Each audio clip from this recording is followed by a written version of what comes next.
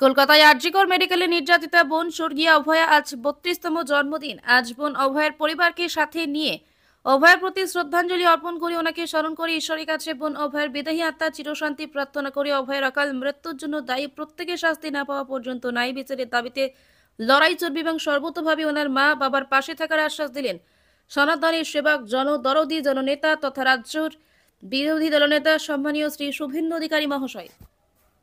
পরিবারের ছবি দেখাবেন না, আমরা এই পরিবারের সঙ্গে আপা যাদের চোখ থাকতে অন্ধ তারা হয়তো নেই, যাদের কান থাকতেও কানে শুনতে পান না তারা হয়তো নেই, কিন্তু বাকি সবাই বর্ণ ধর্ম দলমত নির্বিশেষে এই পরিবারের সঙ্গে আছি।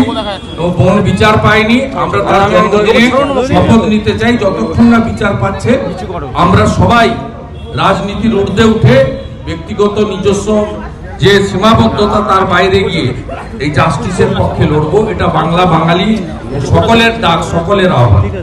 এবং ওনার যে লড়াই, যে আইনি লড়াই, মেরুদণ্ড সোজা রেখে আপনারা জানেন যে রাজ্য সরকারের ক্ষতিপূরণ তিনি অস্বীকার করেছেন।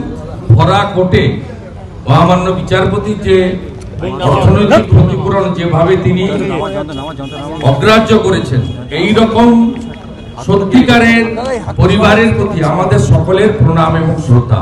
We want justice. We want justice. We want justice. Bengal want justice. India want justice. আমরা সবাই জাস্টিস চাই এবং আমরা আমাদের বোনের বিদেহী আত্মার অমরত্ব প্রার্থনা করি।